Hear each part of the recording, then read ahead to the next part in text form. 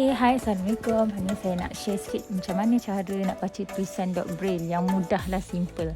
Memandangkan saya cikgu sains, jadi saya nak buat teka-teki lah. Nak tanya, kenapa mereka yang totally blind yang membaca dot braille ni, kenapa digunakan jari tangan? Kenapa bukan jari kaki? Kenapa bukan dekat tapak tangan tu? Kenapa? Okey, sebabnya yang pertama disebabkan thickness of epidermis dekat skin kita tu boleh mempengaruhi kepekaan, sensitivity of touch kita. Dan ketebalan epidermis pada hujung jari kita tu lebih nipis berbanding dengan kawasan lain. Selain daripada ketebalan epidermis, dia juga disebabkan bilangan reseptor yang banyak dekat situ. Jadi bila dia ada banyak reseptor, dia mudah untuk menerima rangsangan. Jadi lebih mudahlah maklumat tu diproses untuk sampai ke otak. Jadi jangan tak tahu, semua blind people, mereka ni selalunya mempunyai sensitivity yang tinggi terhadap dot braille ni.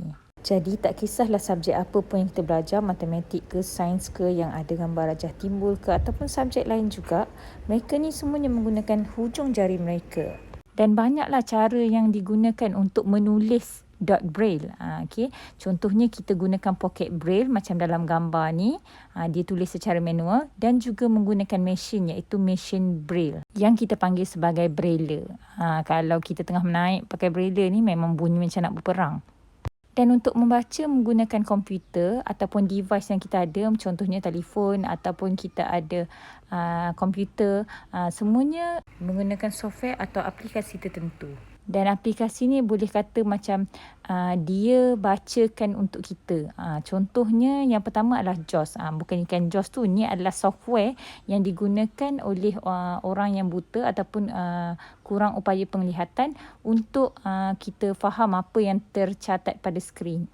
Jadi tu sedikit lah, saya tak boleh share banyak sebab saya pun tak ada banyak pengetahuan sangat berkaitan dengan ni. Cumanya saya ni sebagai salah seorang guru yang baru 5-6 tahun berada di sekolah ni, dan kita terpaksa belajar dot braille, dan sekarang saya dah boleh baca braille walaupun tak laju, tapi bolehlah, alhamdulillah. Tahukah kamu siapakah orang ini? Ini adalah Louis Braille, di mana Louis Braille ni adalah orang yang mencipta dot alfabet braille tersebut dan membolehkan orang buta dapat membaca sehingga sekarang. Dan seterusnya, dot-dot asas tersebut telah dikembangkan kepada ini.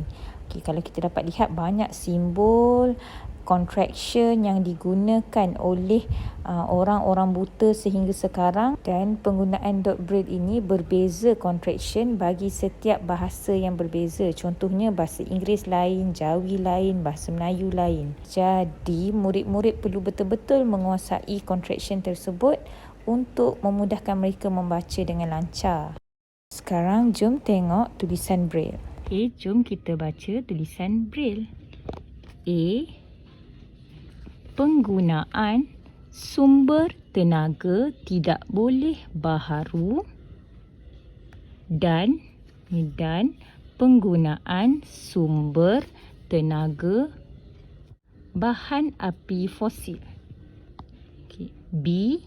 Menggunakan sumber tenaga boleh baharu dan meningkatkan amalan menggunakan, tapi ni dia silap contraction kat sini, menggunakan barang yang mempunyai kecekapan tenaga yang baik.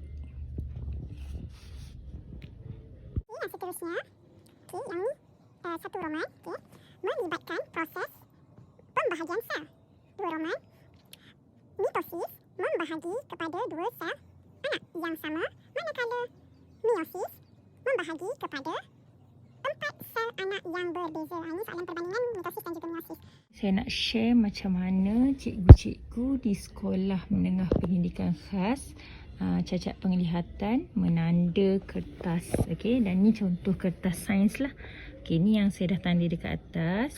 Okay. Yang ni grade 2. Grade 2 maksudnya pelajar-pelajar menggunakan tulisan yang ada contraction, bukannya satu-satu. Macam contohnya kita tengok perkataan ini. Okey, ni huruf. Okey, yang ni adalah huruf G E R A, maksudnya gera.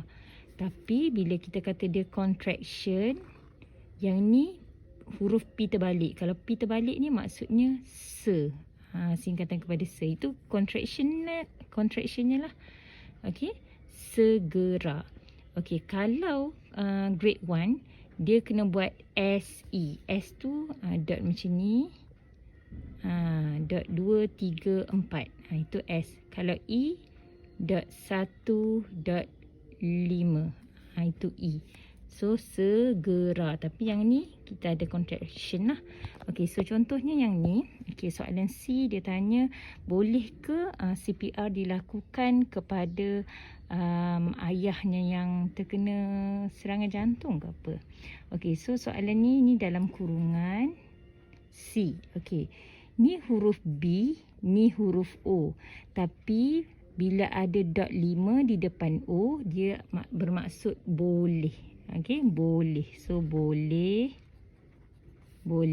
K. Ni huruf K. Tapi sebab dia grade 2, dia adalah contraction bagi kerana. Okey, yang ni. Okey, tengok boleh kerana. Ni dot 6, dot 6. Bila dot 6, dot 6 ni maksudnya ni adalah CPR. Semua huruf besar kalau ada dot 6. Kalau satu je dot 6, maksudnya C je huruf besar. Tapi kalau dot 6, 6, maksudnya CPR ni semua huruf besar. Okey, yang ni kalau kita nak buat contraction grade 1, dia ME. M dot dia macam ni. M 1, 3, 4. Ni ME 1, 5. Ni me. Tapi bila contraction, dot 3, 4 ni adalah me. ME me. So, me. Yang ni huruf R. Okey, tapi dia ada dot 4, 5, 6. Jadi maksud dia rupa. Merupa. Okey, yang ni kalau kita nak buat KAN, satu-satu tu grade 1. Tapi grade 2, dot 3, 4, 5 ni adalah kan. Okey. Jadi, boleh kerana CPR merupakan kaedah yang tepat. Ni, dia silap ni tepat. Sekaligus dapat menyelamatkan ayahnya dalam masa yang singkat. Titik. Okey. So, kita tengok yang ni. Saya baca laju tadi. Okey, saya tunjuk satu-satu. Yang ni, ni contoh TEPAT. Yang ni, dia sebenarnya buat dalam grade 2 student ni. Tapi, kenapa dia macam grade 1? Sebab dia tak ada contraction. Yang ni memang tak ada contraction. Tepat. Okey, yang ni, ni P terbalik ni maksudnya se. Yang ni huruf K. K ni bila ada dot 4, 5, 6 maksudnya kali. Okey, kemudian GUS. Sekaligus. GUS. Sekaligus. Ni huruf D. Okey, D. Tapi bila ada dot 5 dekat depan maksudnya dapat. Okey, dapat. Ni ME. Tadi saya cakap dah ini ME. Okey, kemudian ni huruf O. Tapi kalau O terbalik dia adalah NY. Yang ni huruf E. Saya dah ajar tadi. Yang ni huruf E. Dot 1, 5. Ini huruf L. Ni A. Menyelamatkan. MAT. Okey. Yang ni memang tak ada contraction. Dan kan. Ni adalah contraction bagi kan. Okey. A. Y. Yang ni adalah huruf N. Tapi bila huruf N tu terbalik. N terbalik. Dia adalah AH. Okey. Ni O terbalik. Maksudnya NY tambah A. So, ayahnya. Okey. Ni DLM. DLM ni maksudnya dalam. Ini memang singkatan yang memang dah ada. Contraction yang memang dah ada. Dan kita memang kena ikut. MS. Murid dia tak boleh buat singkatan sendiri. Singkatan ni hanyalah berdasarkan contraction yang telah dipelajari. BM contraction lain, BI contraction lain, Jawi contraction lain. Okey. So, yang ni Y, huruf Y. Y maksudnya yang. Bila Y berdiri dengan sendiri, yang. Yang ni huruf S, I, I. Okey, ni huruf E. Bila E terbalik, dia adalah I. Okey. Kemudian yang ni huruf U yang terbalik, jadi maksud dia NGKAT. Singkat. Okey. So saya bacakan daripada atas. Contohlah. Okey, ni soalan. Kenapa huruf H dekat sini? Bila ada dot 3, 4, 5, 6 A, B, C, D, E, F, G, H. 8 kan? So maksudnya soalan 8. Okey, soalan 8 A. Okey, saya bacakan. Okey, 1 Roman CPR, 2 Roman, apa maksudnya ni? Okey, ni huruf T, tapi bila dia terbalik dia jadi PE. Huruf T terbalik jadi PE, P. Yang ni U terbalik jadi NG, peng. Ini huruf S. Ini singkatan bagi AN. So, pengsan, titik. Okey, pengsan. Okey, B1 Roman. Untuk membekalkan oksigen kepada mangsa. 2 Roman. Untuk memberi bantuan. Okey, ni BANTUAN. Bantuan kepada mangsa. Okey, ni ni ni NTR. Kenapa TR? Sebab dia adalah KV. Okey, kalau KV ni KV. Consonant vokal. Contohnya sama perkataan KV kan. So dia akan eja SM. Sama SM je dia je. Macam tu lah. So ini adalah salah satu contoh macam mana.